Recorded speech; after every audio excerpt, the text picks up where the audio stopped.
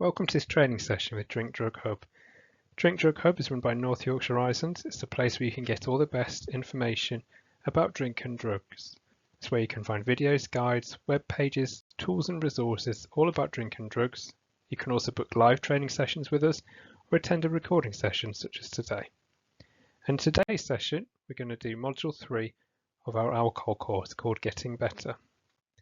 This is split into two parts. So the first part is where we explore help for people who don't feel ready, need or want formal treatment. And then the second part, we'll look at help for people who are physically dependent or addicted to alcohol. So this is how it looks in total. There's the first two modules and we're doing the third one today called Getting Better. But a better way to look at this is like this. We've got our groups of people split into three and a module that's really targeted at each. So the first group of people is just everyone who drinks. It's worthwhile them attending Getting Drink to understand how we understand alcohol and some of the mistakes and misunderstandings we make around that. Then we have in Module 2 called Getting Drunk, people who are drinking too much. And as we found out in Module 2, these are different to people who are necessarily addicted to alcohol. In our third module, we'll be looking at people who can't stop. And that is really looking at addiction and looking at dependency. And for those people, we can look at mutual aid groups and treatment settings as well. But in addition to that today, we're also going to look at all this sort of support as well, because this is about all the help available for everyone who drinks. Now we've already looked at the drinking app and guidance in previous sessions, but today we'll also be doing the middle part here, and this will be the first part in this session. We'll look at podcasts and self-help books, informal online communities and sober coaches, lots of resources here that people aren't always that aware of, that could be really useful for them to access before they ever get to the point of needing treatment or to use in addition to their treatment. But as we'll see, if you start looking around in this world of online support, you'll also come across some crazy ideas and some crazy marketing, which you need to be mindful of if you're looking for help on the internet. In the meantime, we'll go to this. This is the most straightforward way to seek help. In terms of it's free, and you can access North Yorkshire Horizons just by making a phone call or going onto our website or sending us an email. You can also attend Alcoholics Anonymous for free.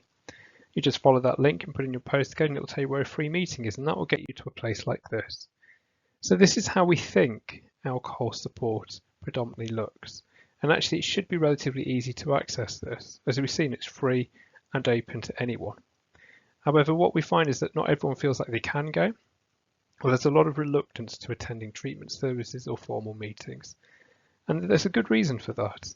It's because when people seek help, it feels we can label them in a problematic way. To give an example of that, we can go back to two people we met in session 2. These are people who like a drink. As we saw in session 2, we don't really dislike people who like a drink. We celebrate this to a degree within our society. So we don't necessarily label people in a bad way just because they get drunk or they drink quite a lot. What we do is when these people potentially think they need some help because maybe they are drinking too much and maybe contact Horizons, we then label them and say, well, that means you must have a drinking problem. And this isn't necessarily a label many people want. So that's a big deterrent to seeking help. So we know that although our service is free and easy to access, a lot of people won't necessarily feel like they want to come here, because they'd rather go here instead. So this is Google. Obviously, this is the tool we all go to try and solve problems in life. You can actually go to Google and ask it the most common questions it gets asked. And it says it's about how many ounces are in a cup, how to download WhatsApp, how to calculate BMI. Apparently, a lot of people on here asking how to tie a tie. This is what people are asking Google, but people are also asking Google, how can I stop drinking? Now, one person who was doing that is Susan Laurie, and she wrote this book here. This is her book called From Rock Bottom to Sober Forever. It's a decent book if you can get a copy, and this is a quote from that book. It's about a time after she'd relapsed, and she said, well, this is the quote, she said, standing in the middle of the dining room, I cried out, please help me. I sobbed and sobbed, pacing the floor, and I tried frantically to contact Eileen and Jenny to beg forgiveness. This is the bit that's really important. She says, finally, I went to the computer on my desk and began searching the internet in desperation for someone or something to help me. And this is who she found.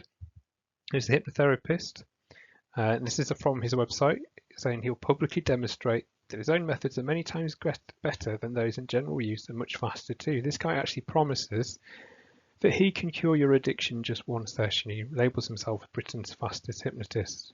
Now, what we should say is Susan Laurie found him really useful and said this actually transformed her life.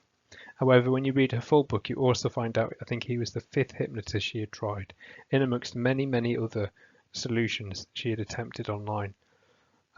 We went around online putting a session together and found out some other things that are available, like gemstones. These sometimes promise to fight addiction. You can buy them for £15 at the moment. That's the one you need. Homeopathy is sometimes portrayed as something that can cure. In this case, they refer to it as alcoholism. The science behind homeopathy has been debunked quite extensively now. And then we've even found e-treatments, which seems to be a form of treatment where you get strapped into electrodes and they zap you with energy of some sort to try and counteract the effect of the drugs that you're taking. I can't find any science to back this up to say why this would be a good thing to do, but there is a service out there providing that. And obviously you have to pay money for all these things. Now what people are looking for is this, and this is what people are selling. It's a miracle cure. And then you find books like this. Now this is a very famous book by Alan Carr. He developed the easy way to quit smoking, and then he developed this, the easy way to control alcohol. So if you buy his book, what you'll find within the first couple of pages is this here that you can see on the screen. Now what he promises is something that sounds like a miracle cure. He says, imagine there's a complete, easy and inexpensive cure that would work for anyone with a drink problem, a cure that was immediate, permanent, didn't require willpower, involved no suffering or withdrawal symptoms, enabled you to enjoy social occasions more, left you better equipped to handle stress, and it goes on from there. Ultimately, he says the cure exists, it's in your hands, it's basically the book. And he says 90% of people who read the book and engage in the support will be able to quit drinking, which is extraordinary in terms of success rates. Now this makes you think, I'm looking at another kind of miracle cure thing. This can't be true, it can't work. And that's how I felt as someone who works in this field on reading this book for the first time. And I felt it was a bit of a joke, if I'm honest. But I have to be careful, because if you look at the ratings for this book, it scores really highly. So over 4,600 ratings on there on Amazon. And lots of these, if you read the ratings, are people saying this book definitely helped me quit drinking. It definitely worked for me. And these aren't just unknown people. Celebrities like Lee Mack have come out and said that I had a problem with drinking, and the thing that changed it for me was reading this book. Completely changed my attitude to alcohol. So much so that the Institute of Alcohol Studies have actually studied this book, or they've had a review of it at least, to look at why they think it might be useful for people. And the conclusion was that it's not really based on science. You could maybe describe it as a form of cognitive therapy. The most likely thing is it's a placebo effect. In other words, if you believe this can work for you, then it is more likely to work. Perhaps the most surprising thing in all this is who Alan Carr was. And he was an accountant. He didn't work in the field. He wasn't qualified as a specialist in addiction or treatment. He was an accountant who had managed to quit smoking and then started writing about that and then moved on to alcohol from there. And this is true of most self-help books. There's a selection that you can see on the screen. These are not written by specialists in the field. They're written predominantly by people who themselves have struggled with alcohol, and they happen to have had lots of different jobs. So we've got journalists, people who work in advertising. Adrian Charles we've talked about previously. He is a TV presenter. And then we've got William Porter, who was a lawyer, and Annie Grace worked in marketing. Now there's nothing from their professional background that suggests that they would be well equipped to write these books, but their personal experiences does give them the authority that they need to write about it in a way that seems to really help other people, as you can see in the reviews. Again, really high reviews from people for these books.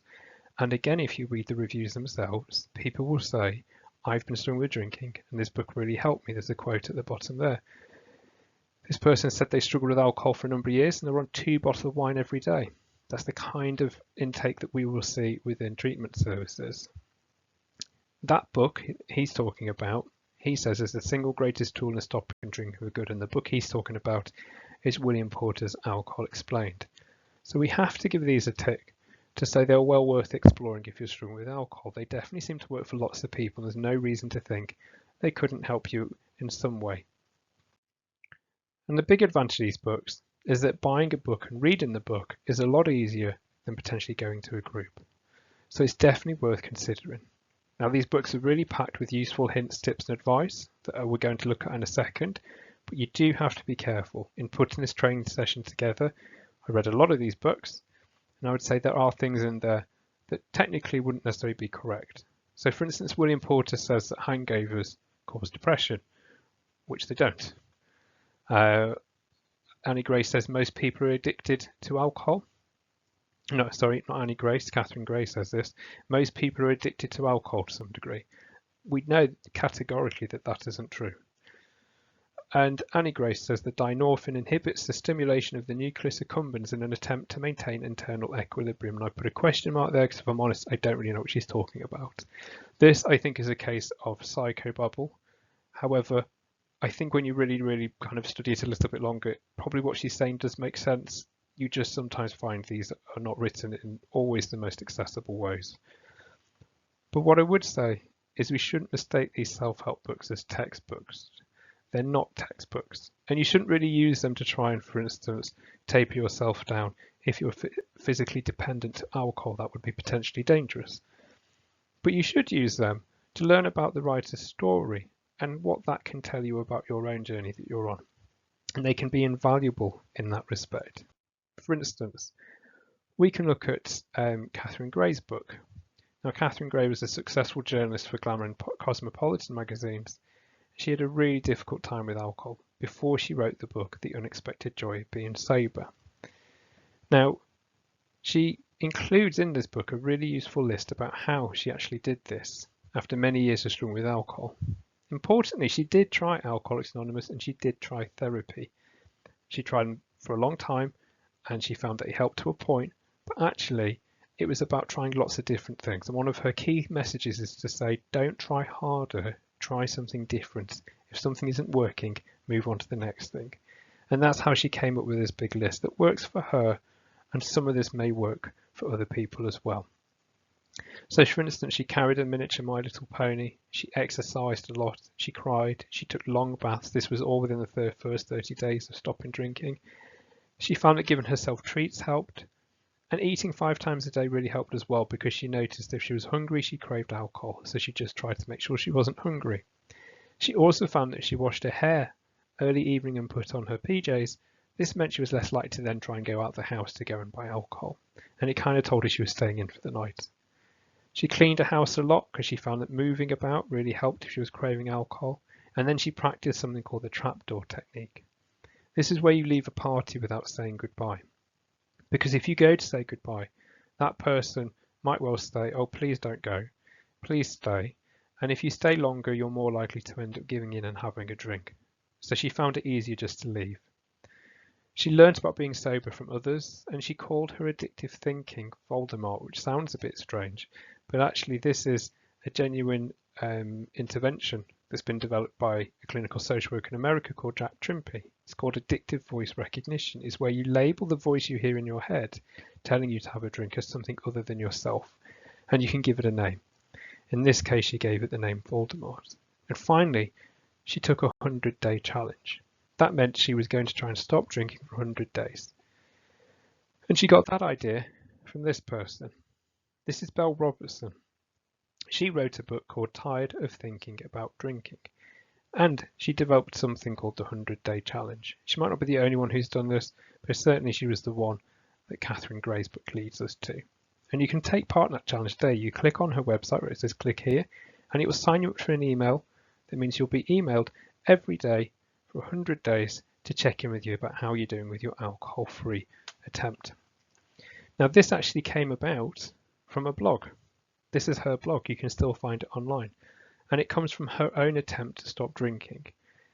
She started it on July the 8th, 2012, with the title I Begin Here. And her idea is if she started writing about her attempts to quit drinking, to stop drinking for 100 days, and she put it publicly online, this would hold her accountable and it will help her do it. What happened next is really interesting. She talked about it on a podcast. She said that basically she was a nobody writing a blog about trying to quit drinking for 100 days. And then out of nowhere, people started asking her to help them do the same thing. And quite soon, she started helping more and more people until that's actually become something of a business for her today. But at this point, I know what you're thinking. There's podcasts. And there are lots of podcasts as well as books. Loads of them. And actually I listened to a lot of them and putting these together. And there's a wide variety. Some of them are really good, some are less good. I think they're quite personal, depending on your tastes. What I would say about podcasts is these are really great if you struggle with reading because of your concentration. William Porter actually wrote his book and made sure it was double spaced because he found that when he was drinking and trying to read, he found it too difficult. So that's why you'll find his book is double spaced. But otherwise, podcasts are really useful so that you can just listen when you want to listen and actually explore this world a little bit. And when you find one, it will recommend others to you. They're also really great for finding a community because unlike a book, people interact with a podcast. They'll write in and they'll have guests, and you can actually often go on their social media channels as well. And that takes us here. There are social media groups. If you want a community, if you want people to interact with, then you can find these online. There's a list of groups there on the page. These are taken from a website called Drunk Mummy Sober Mummy, where you can also find that list. These are really useful. It also means you're not feeling like you're alone, which is one of the really difficult things about struggling with alcohol use. Then we get to YouTube. And YouTube's really interesting because it takes all that information in books and on podcasts and in social media groups and condenses it down into short clips that you can watch online that look something like this. What's interesting here though is that the narrative shifts a little bit. When you read a book, it's often the story about how I quit drinking. It's someone else's story that they're sharing with you. But when you watch a YouTube clip, often these are people telling you how you can quit. And that's quite an essential difference to identify. So you can find loads of these clips on YouTube. This person is selling herbal remedies. This person is selling medication. But all the rest on here, in terms of who are these people and why are they making these clips, well, these are sober coaches. Sober coaches is a new profession that has cropped up in recent years. And they're worth looking at to understand what they do and who they are. So they provide independent guidance for people in the early stages of recovery, and that's one of the critical things to point out here. They often have life experience of addiction. They charge a fee, but one of the important things to point out here is they're unregulated. And that means it can be difficult to navigate your way through to find a good sober coach for you, or whether a sober coach is right for you at all. Because if you click on these videos and go on the links and go to the websites, some of them will suggest that they're great for anyone and everyone. And this is where we have to be careful because their marketing can be a bit over enthusiastic. So this person identifies himself as being the world's best alcohol cessation coach, mostly because of his own personal battle with alcohol. These two have very similar kind of takes on this. They both say I'd lost control of my drinking and essentially said I've developed a whole new way of managing this. And basically if you go to the website and pay them, they will share this way with you. Now I need to be careful here because actually, particularly the one at the top here, I've been to his website, I've looked at his videos. I rate them actually, I think they're quite good, but I don't think he can stand by that marketing. This is where I take out this highlighter pen and start highlighting the bits that I don't think you can really defend. And I think make me a bit uncomfortable. Because if you're in a vulnerable place like Susan Laurie was when she went on the internet looking for people to help her, this is exactly the sort of thing that she might be drawn to. These people might not necessarily be the best people to help people in severe addiction and certainly not physical dependency. But that's not always clear because of this unregulated market that sober coaches work within. And to demonstrate why I'm particularly uncomfortable about this, I have to give you a bit of a history lesson and go back to the 1800s, which is maybe a term we weren't expecting, but here we are. Now this is a high street pharmacy in the 1800s and it sells products that people can buy to manage their alcohol use. Again, this was unregulated. You could sell what you wanted and call it a cure for alcoholism. So you could buy the Hay Litchfield antidote. This worked because it caused disgust at the very sight of alcohol, which isn't surprising because it contained, among other things, beef gall, eel skin, codfish, what else we got here? Poke root, cow's urine, and alcohol, surprisingly. Hufner's German bitters, again, contained alcohol, almost 30% alcohol, although it advertised itself as being free from alcoholic stimulants and said it was mostly vegetables. And the White Star Secret Liqueur Cure was very popular, potentially because it contained cocaine. Again, you could do this at that time. This wasn't a regulated market, so much so that when they did finally get around to testing these products to see what was in them, they found that in the vast majority of products marketed to people to get as cures for alcoholism, and particularly for getting away from withdrawal from alcohol, they did it because they contained alcohol. That's how it worked. But they didn't disclose that to the consumer. And it wasn't just companies that did that. People working from home, creating their own concoctions, could sell them to the public as cures for alcohol use disorders. Generally, these were marketed by people who said they'd been saved by their own product, and they were now sharing it with the world that you could buy into for a fee. Now, this was researched by a really good book, or a good academic in 1998. He wrote a quite extensive textbook about this, and he said, actually, there's 8 steps that these people would follow. And again, this was written in 1998, before the market we're looking at today, but it does follow through, which we'll follow in a moment. He said the first thing is you give it an impressive name. Secondly, you announce that your cure is a Just a Science breakthrough in science and medicine. You say it contains a secret formula. You give lots of customer testimonials. You quote large numbers of people who've been helped. And you claim your treatment is different to all others that have been tried in the past. Then you say it works fast, and you say it's painless. And this, he said, was the perfect recipe for selling some kind of concoction as a cure for alcohol use disorders. And what you can do is take that he wrote in 1998 and compare it to websites today, and you'll find this carries across really clearly. It's very much the same formula people are following. Now, there is often a disclaimer on these websites, but it's really tiny and you have to scroll a long way to get to it. And that disclaimer usually says something along the lines of they're not actually qualified to help you in this way, or they're not qualified to diagnose or treat addiction, I should say. But it's really easy to miss this, and I think we need to be careful of that. So you might think I would say that we should avoid sober coaches, but I'm not actually going to say that. I'm going to say we need to be careful, but some people could probably really benefit from a sober coach, in part because it's just nice to have someone in your life who's geeing you on and trying to really help motivate you. So the people I think who would really benefit from this are firstly people who are not physically dependent to alcohol. That means you're not going into withdrawal, you're not experiencing withdrawal symptoms without a drink. If you are, you certainly need to go and get professional support around this and not rely on a sober coach. If you don't have a severe mental health issue and your score on the audit tool, which we looked at in session 2, is above is not above 16, then a sober coach could be right for you. It could also be a good choice if you want to be treated as a customer and not a patient, and that is a key distinction. Now, these cost money as well, so you need to be able to afford to pay. They're typically about £50 a session.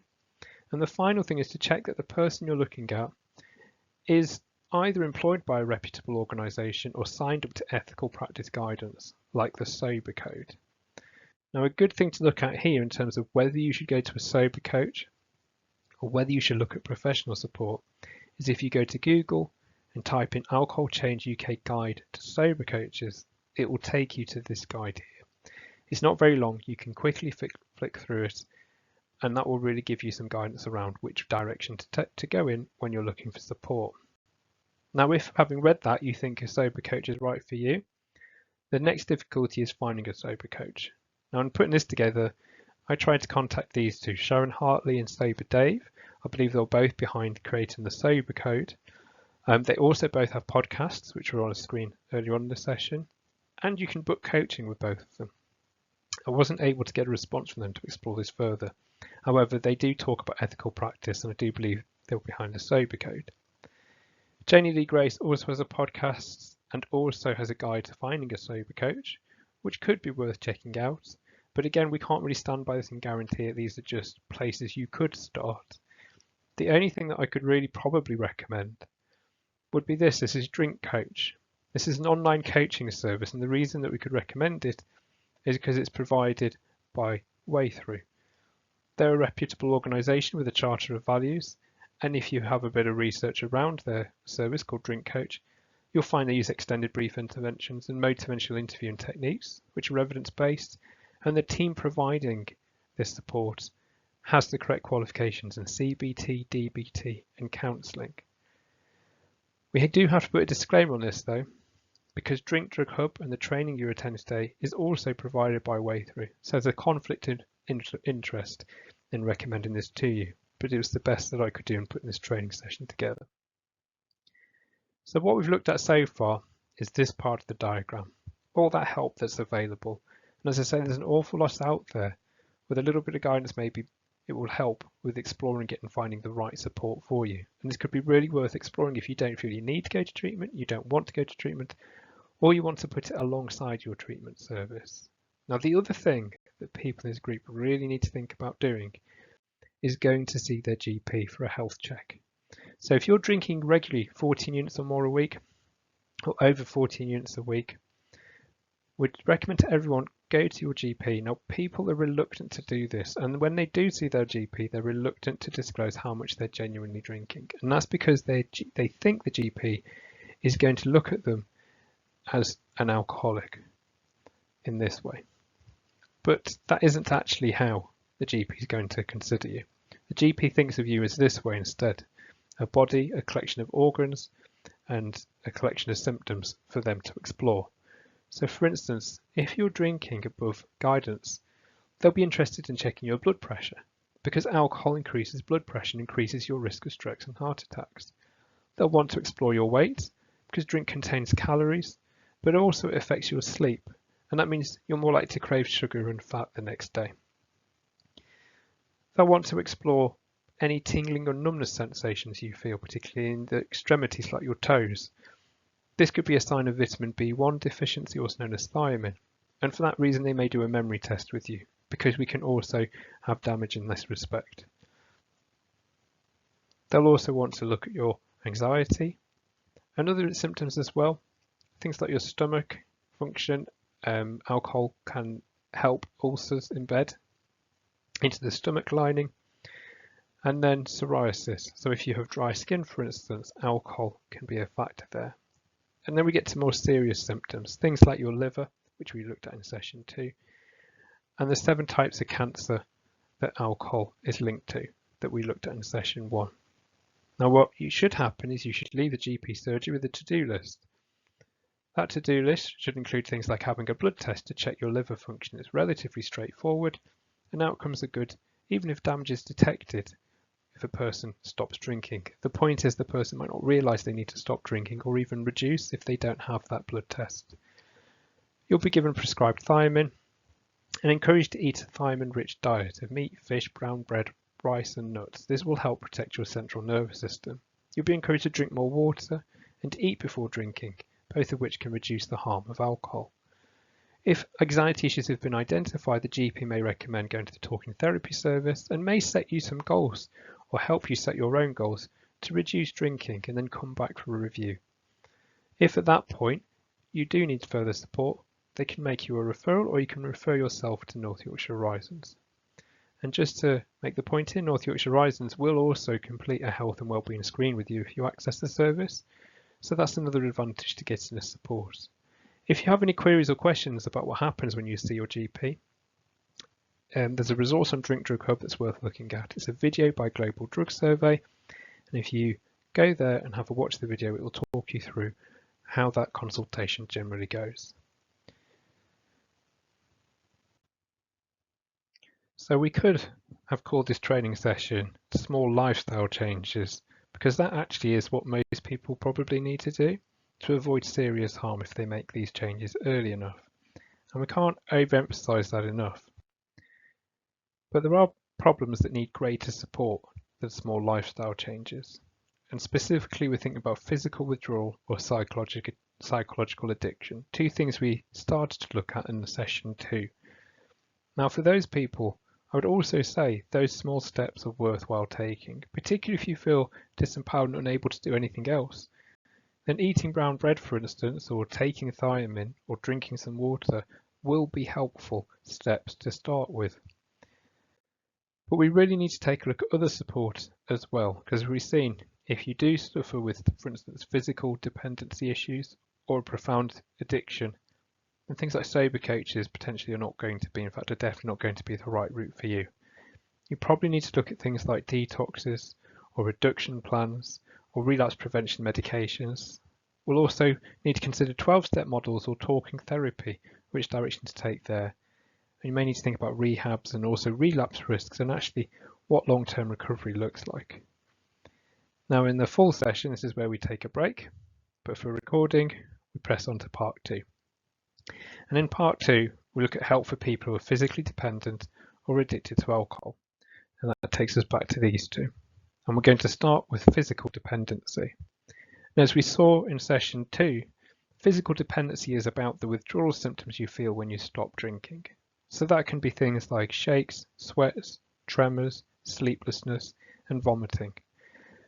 Now, in severe cases, people can be quite confused, agitated, or even start hallucinating. In this case, you're looking at delirium tremors, and they really need to go to hospital. And I say in some very rare cases, people can have seizures, and those seizures can sometimes be fatal. So that is why we would always say, don't try and stop drinking unless you seek medical advice. And one of the key distinctions to make is that if you look at those symptoms, they sound a lot like a hangover, and people can mistake these two things. Now, it's not a hangover. Hangovers are caused by dehydration, or at least it's not only a hangover. The dependency is caused by brain adaptation, which we'll explore in a second. And a key distinction again would be to make that hangovers follow a single heavy use of alcohol, whereas dependency will follow daily heavy use of alcohol or incredibly frequent use. And this is about changes to the brain. That's what happens when people drink on a very regular basis at relatively high levels. Now, to explore that, we need to look at neurotransmitters, because we need to understand what's going on in the brain and how dependency occurs if we want to understand how to treat it. And we've actually looked at neurotransmitters before. Specifically, we looked at GABA. This was explored in session 1. It's the neurotransmitter that helps slow things down. And you can use a bit of an analogy here to help understand how dependency develops. So GABA is on a seesaw at the bottom of the slide here. And if we think of it as a little child that likes to go slow, that's GABA. Now GABA has a corresponding neurotransmitter called glutamate that speeds things back up again. And the brain wants homeostasis. So that means that if it has a lot of GABA, it will start to create a lot of glutamate to balance it out. And this is how it maintains homeostasis. That means when people have a binge, they have a surplus of GABA. That makes them feel relaxed, disinhibited, sleepy, and even fall unconscious. That's because this neurotransmitter is slowing everything down. Now, naturally, the brain doesn't want you falling unconscious in this way, so it will boost the production of glutamate to counterbalance this, to make sure you're alert, awake, and responsive. This can also explain a couple of things that can happen when we drink quite a lot. It explains why you suddenly wake up in the early hours, even though you're exhausted, and then can't get back to sleep. It's because the alcohol has started to wear off, but now you have a surplus of glutamate that's firing up all the neurons in your head, and it's really hard to sleep. It also can add anxiety to your hangover the next day, again, because of the excess glutamate you're now experiencing. But if you stop drinking, your brain will reduce the production of glutamate again, and you'll return to homeostasis. Now, dependency develops in much the same way, but the difference here is that the person is continually drinking at a high level, and that means the brain will then continually create a lot of glutamate to balance this out. Now, I should stress dependency is about a bit more than this, but this is all we need for this session. It will actually, beyond this, start adapting the structure of the brain to maintain this homeostasis. So now it needs you to keep drinking at this high level to maintain a balance that will mean that you can function. And if you suddenly withdraw the alcohol and stop drinking, you'll suddenly have this surplus of glutamate and massive overstimulation of your central nervous system. And this is what can lead to confusion, seizures, shakes, and in really extreme cases, delirium tremors. It's why you really shouldn't stop drinking suddenly if you're drinking high levels every day. Which takes us here in terms of how are you meant to stop if this is you? Because many people do want to stop. And it's not helpful just to say, well, you can't. Well, in this case, this is where treatment services come in. So a GP can refer you, or another professional can refer you with your consent, or you can refer yourself by ringing our phone number there or emailing us and let us know you'd like some help. The two people you'll meet now, when you come and get some support, there's two people to bear in mind. One is your recovery worker and one is the nurse. And together, they will work in accordance to a recovery plan, outlining the kind of support that they feel you need and you feel you need. So this is something that you will write together. Now, a recovery plan looks like this, and it's split quite simply into columns of goals that you're trying to achieve, the actions by which they're going to be achieved, and who's going to be responsible for what. Now, underpinning all that, on our side of things, are clinical guidance. There's some guidance is currently out for consultation. We're waiting for the final document, but we do have the consultation to work through at the moment, and that can tell us a lot about how people should be best supported through alcohol dependency and also addiction issues.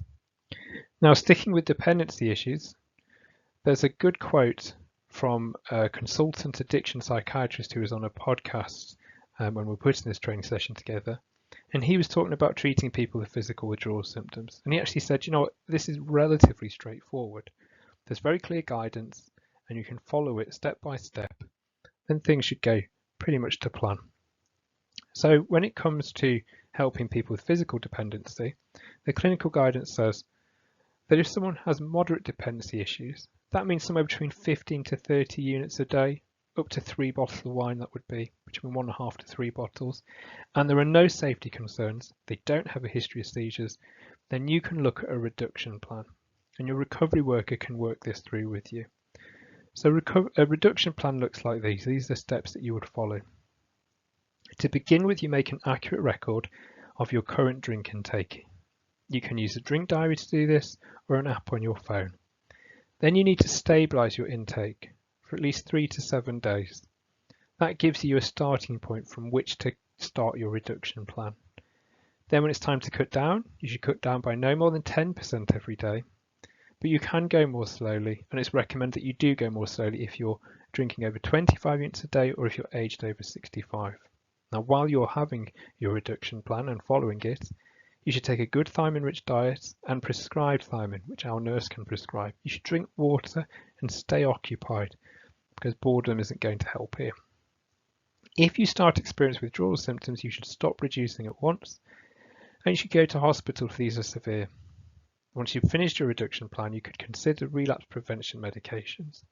Those are things that the nurse would have already considered with you and will have lined up for you to start once you stop drinking. Next, you have medically assisted withdrawal. That's where you use medication to manage the withdrawal symptoms rather than tapering down the dosage of alcohol. This is most appropriate for people with severe dependency. That means they're over 30 units a day, over 3 bottles of wine a day. Or if someone has past complications like seizures or epilepsy, or if they have unstable physical or mental health. In this case, you should be, in the first case, looking at medication as the way to manage withdrawal symptoms. Now, the starting point is very similar. You start with an accurate record of your drinks, and you keep that for 3 to 7 days. But then you have an assessment with a clinician. This is a nurse who will review your current intake. They'll probably want to complete a breathalyzer test to check that the intake is accurate or the record is accurate with the reading on the breathalyzer, because they need to know the correct dosage to prescribe at, and it's dangerous if this isn't correct. Then they'll make a plan with you. That will include when you're going to start this medication and when you're going to stop drinking. You may need to take time off work, you may need to make arrangements for your childcare, you may need to arrange to have someone to stay with you throughout this period. They're unable to prescribe this if you're alone and you don't have anyone with you because of the risks. Then, once you have a plan in place, you stop drinking and start taking the medication. This is usually chlordiazide epoxide, sometimes known as Librium. You'll have a daily review while you're taking this medication and the dosage is tapered down. And once you have finished that medication, again, relapse prevention medications are available. And it's worth taking a quick look at those so I can talk you through what's available. There are two that you would start with. You could start with acamprosate or naltrexone. Now, acamprosate reduces cravings for drink. You take these tablets 3 times a day. They're generally seen as a good choice for people who drink to cope with anxiety or stress, because it's the anxiety or stress that will generate the cravings, so the medication can help with that. Otherwise, you can look at naltrexone. This will reduce the effect of alcohol when you drink, meaning it's less pleasurable and rewarding. Now, you would take those tablets once a day, and this is generally a good choice for people who drink because they like that euphoric feeling. Now, if you've attempted these 2 medications and they haven't helped, you could then look at disulfiram. This is quite a harsh medication. It's also known as antabuse. It can make you sick when you drink, and it will cause nausea, flushing, and palpitations. It actually works by blocking the metabolism of acetaldehyde, which is something we looked at in Module 2. That toxic substance hangs around and starts making you sick. Now, it's a good choice for people who don't want or could benefit from acamprosate or naltrexone, but they really need to understand the risks. The reaction between disulfiram and alcohol can be potentially dangerous. Now, clinical guidance suggests these medications are underused, and actually Professor David Nutt says the same thing when he's written about this topic as well. Now, there's something else to bear in mind here. There is a clear plan you can follow for prescribing this medication, but sometimes the clinician can't actually prescribe. So we'll do the first step of making an accurate record. You'll go for your appointment with the clinician, but the clinician will say this isn't possible. And the reasons given for guidance for this are that you might have a history of epilepsy, there may be complicated medical factors, you may have no one who can stay with you while you take the medication, you may need withdrawal from alcohol and benzodiazepines. And obviously what the clinician wants to prescribe is a benzodiazepine. So that makes it very complicated. Or there's a catch-all statement about being vulnerable. Now, in these terms, it means that the clinician feels they can't prescribe, so we need to look at another plan. And the plan would look like this: for someone to go to an inpatient unit to complete their withdrawal. Now, the pathway to get there just means that from the clinician, you will then go to a panel of managers. So the recovery worker will guide you through that process. What they're doing is making an application for the funds needed for you to be able to go to an inpatient unit. Now, if the panel of managers looks at the treatment plan and the aftercare plan in particular and feels this is the correct course of action to take, they will approve the funds if they are available, and you will then have an assessment by the detox unit. That's usually by the phone, using information from the recovery service in an interview with a person who wishes to go through medical assisted withdrawal. Then you'd book a date if the unit says that this does seem like a good idea. And your average length of stay will be between 5 and 7 days. That means you have medical oversight when you're there, symptom relief, and then you'll be discharged. So this is what a planned inpatient detox looks like. But there is a final way that people can sometimes be detoxed, and that is an unplanned way, which does happen when people end up in hospital, which sadly does happen when people are alcohol dependent and maybe have slips, trips, falls, accidents, or poor physical health. That can mean they end up in hospital, and they could be there overnight. And if they're in overnight and they're dependent on alcohol, they won't be able to keep drinking because they're on a hospital ward, in which case they will be given the same medication that we would prescribe them for a detox. Now, the key point to make here, though, is that medication will end when they're discharged, and they won't necessarily be kept in hospital to complete the course. When they are discharged, they won't be able to take that medication home. And this can be a real dilemma for people because they can be really keen to stop drinking and have started the detox and want to continue that once they've returned home. Now, the reason this isn't possible can be found on this tool here. This is a tool that's available through a website called Drugs and Me that is linked to Drink Drug Hub. And it will show you how different drugs interact. So in this case, we've got benzodiazepines, that's the medication you're taking. And let's say you go home with that from the hospital, which is helping keep you from going into withdrawal. But then back at home, you feel overwhelmed, you're surrounded with your triggers, and you end up drinking again. Well, if we mix it with alcohol, it tells us this is a potentially dangerous combination. So in other words, the risks are unacceptable to enable this to be prescribed in this way. Instead, we'd need to return to Horizons and try and move forward with a planned detox instead.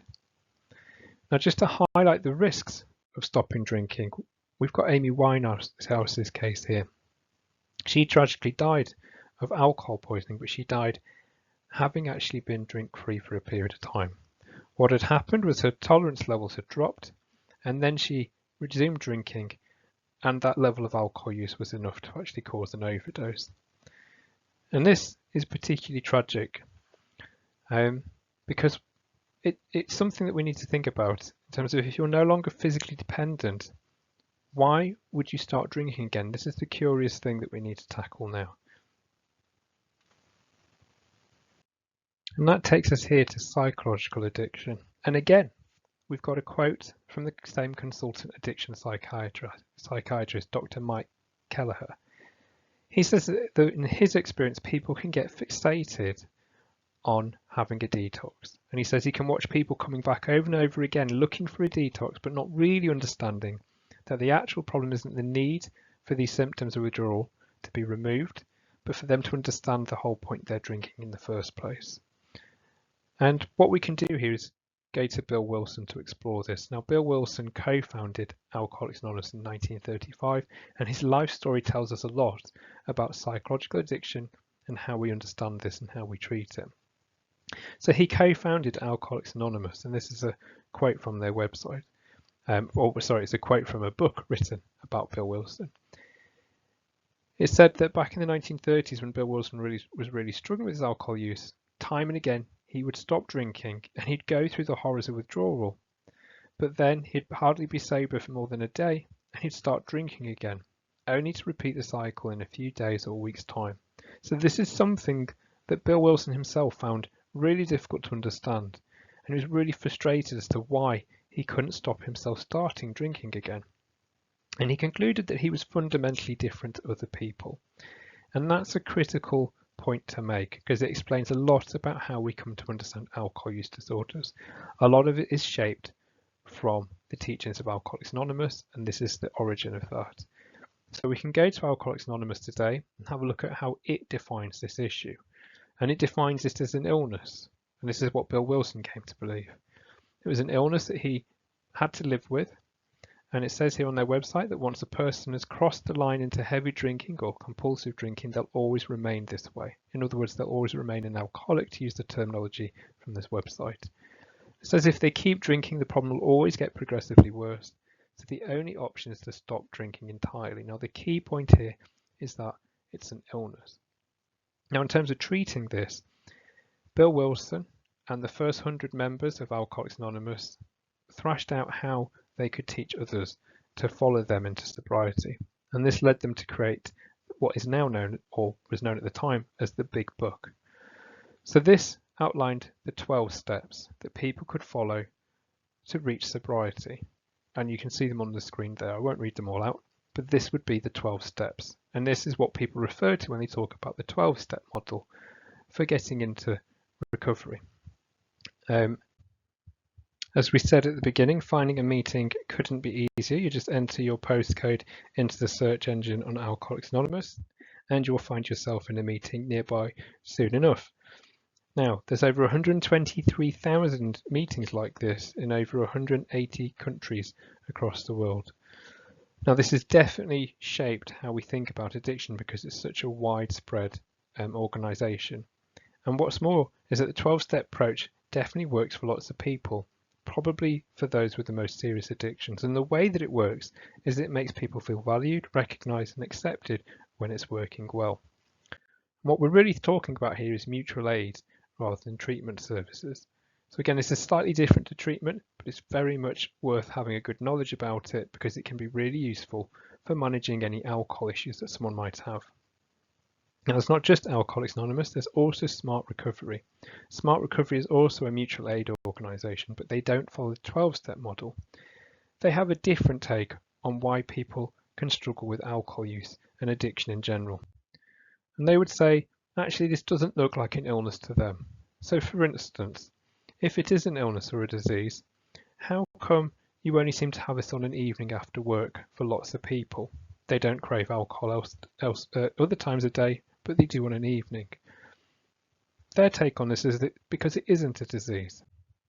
Smart Recovery says this is a behaviour, and this is the way that they understand addiction, and the way to treat it would be through cognitive behavioural therapy. Now, if you want to look at meetings with Smart, again, you go to their website, put in your local town or postcode, and it will come up with meetings that you can attend. The ones that you can see on the screen are actually meetings that are chaired by staff who also work for North Yorkshire Horizons. But what we want to look at is how do we understand addiction as a behaviour? So this is a really simplistic way to look at it. And when we're looking at a behaviour, this take, or the CBT model, would say we're not so worried about what the behaviour actually is. So we could look at someone who's drinking too much, or snacking in an unhealthy way, or maybe wasting time on the phone. These are all behaviours, so they're all the same as far as this approach is concerned. The way that we approach it, though, would be also the same. So if we're looking at a behaviour, we'd want to look at what's happening before the behaviour. So in this case, is someone bored? And is that why they're scrolling on their phone? And the next thing we want to know is, what's the reward from that? What do they get from it that makes them want to do it? So it could be, in this case, a distraction. That means they're no longer bored. So actually they're entertained. Now, CBT theory basically says that if this is helpful, your brain will effectively save that as something that it should be repeated the next time that you're bored. And actually, the more rewarding a behaviour is, the more you're likely to repeat it, and the more that this will become automatic. And we can probably all relate to this to a degree. It's something that you might find yourself doing without even realising it. So in other words, every time that you're bored, you slip out your phone and you start scrolling on it without really noticing you're doing it. And that's with checking your phone, but it applies equally to drinking. Whenever you're bored, you drink. But also there's loads of other triggers that can go alongside alcohol use. And we looked at this in session 1 about how drinking has now become associated with lots of other things. And that means we have lots of other triggers that tell us to drink. So it could be we're particularly happy or hungry, or we're cooking, or we're completing housework. All these things can be driving a habit, telling us that we need to have a drink. Now, the way that lots of people respond to that, if they find that they're drinking a bit too much, is they try and tell themselves to drink less. And actually, when they find that difficult and it doesn't seem to be working, they try and tell themselves harder. And this becomes an act of discipline and willpower. And it can actually be really quite exhausting to do this. And again, cognitive behavioural therapy or behaviour therapy would look at this and say, actually, if we want to challenge this, we wouldn't do it necessarily with that thought process. We would do it by looking at the habit and what is actually driving the behaviour in the first place. So an important point to make here is that you can think one thing, but you can behave in an entirely different way.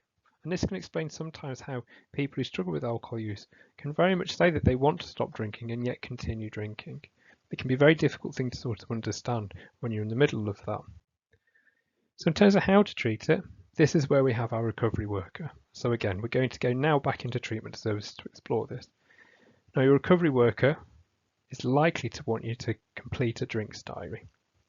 We do this with pretty much everyone who drinks because we want to understand the pattern of use, but it's also very useful as the basis of doing CBT. Because if you look at this, what we're asking for is what's happening before you drink, how much you drink when you drink, and how you feel afterwards. So we're not just asking about how much you're drinking, but other details as well. In other words, we're asking for information about the trigger and the reward. And we're actually starting to put this triangle together to understand what's actually driving this forwards. So that's one tool that we'll use. You can actually find it in the Alcohol Pathway book, but the Alcohol Pathway book is packed with lots of other interventions that follow on from that to help your recovery worker work through with you what's actually driving your drinking forwards and how to get control of it. You can do that one-to-one with your recovery worker, but it's also available as a group. And as well as that, there are apps you can download like Breaking Free, and North Yorkshire Horizons can give you a code to access the app that will use CBT tools on your app to help you better understand your alcohol use. So these are the interventions that are available, but also your recovery worker might identify it might be useful to have other people involved because they might explore these triggers and find out, you know what this is about? This is about mental health. There's some mental health issues here that need to be addressed if we're to address the alcohol use. So it might be worth having a mental health worker, a talking therapy worker. It may also be worth having a volunteer.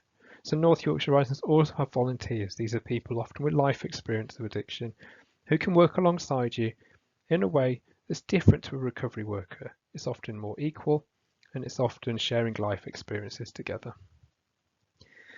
And also there's the Living Well team. So again, you might identify with triggers that someone's quite lonely and isolated, so they might be useful. And finally, friends and family members. So they could all form part of your recovery plan.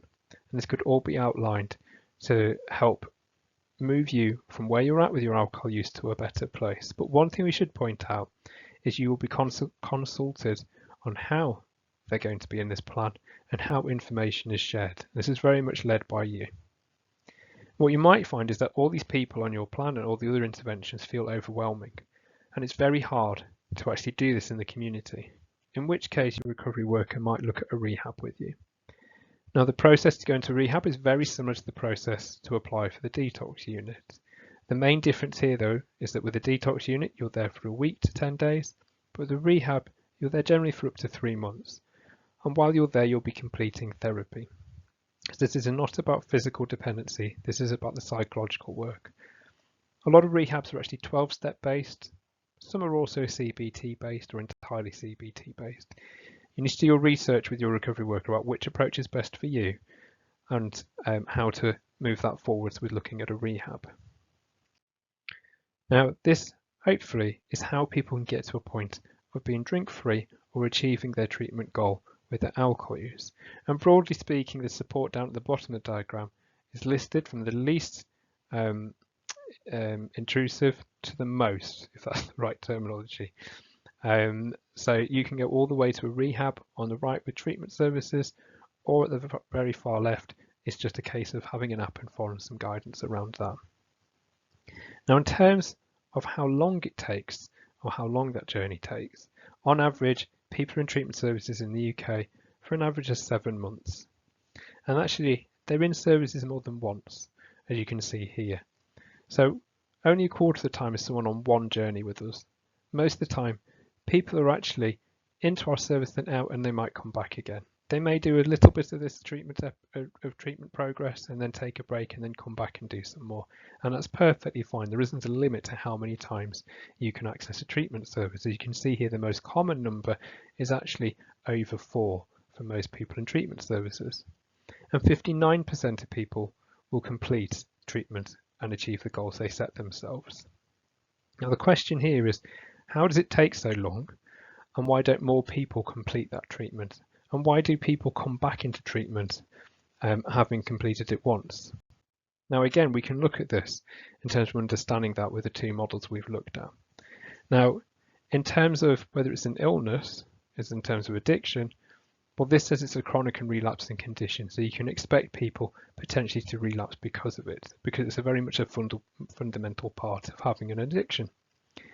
And the learned behaviour model says the same thing, but in a different way.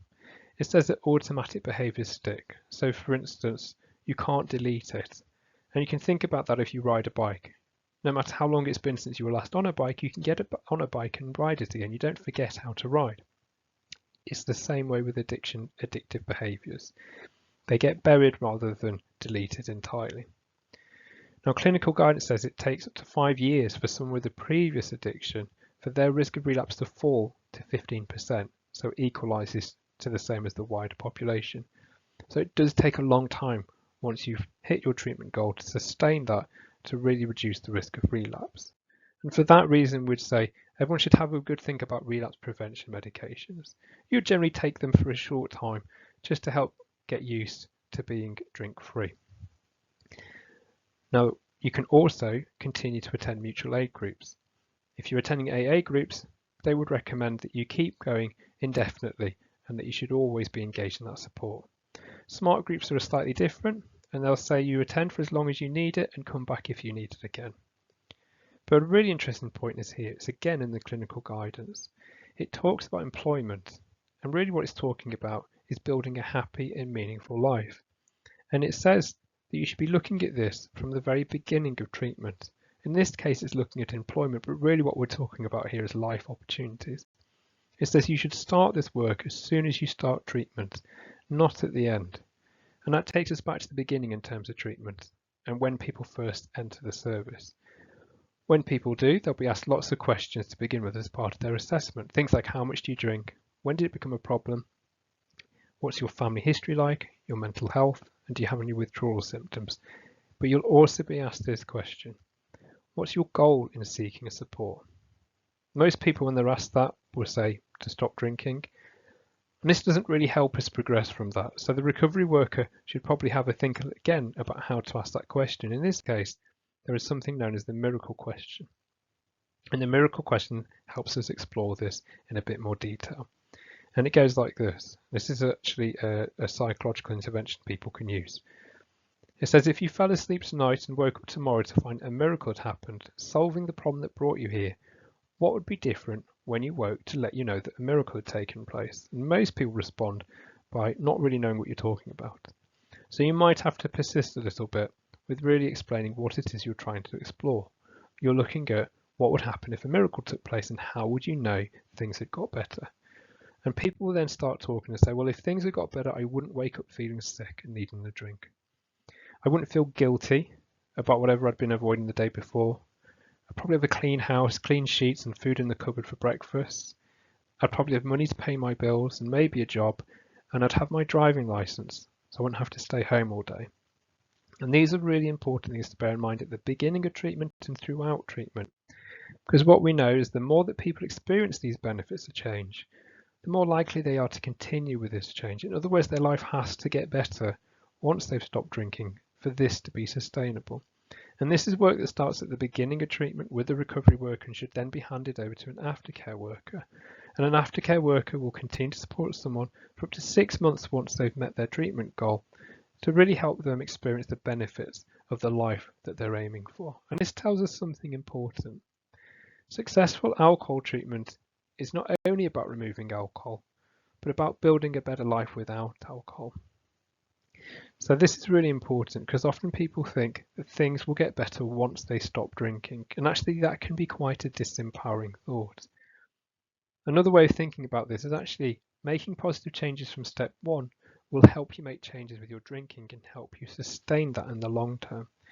And in order to help you make those changes, as we've seen, we've got all that support available, not just treatment services, but everything else we've covered today, as well as not forgetting trips to the doctor as needed to get a health assessment and the other little bits and pieces of support that can be really helpful and really useful in preventing harm.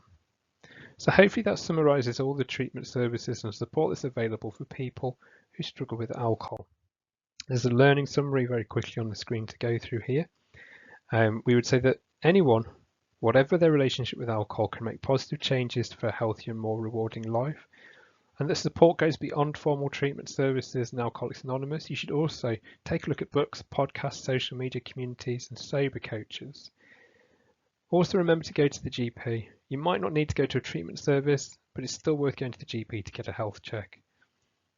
Next, physical dependence can be treated with reduction plans or medication in the community or as an inpatient. Your GP or recovery service is the place to go for that.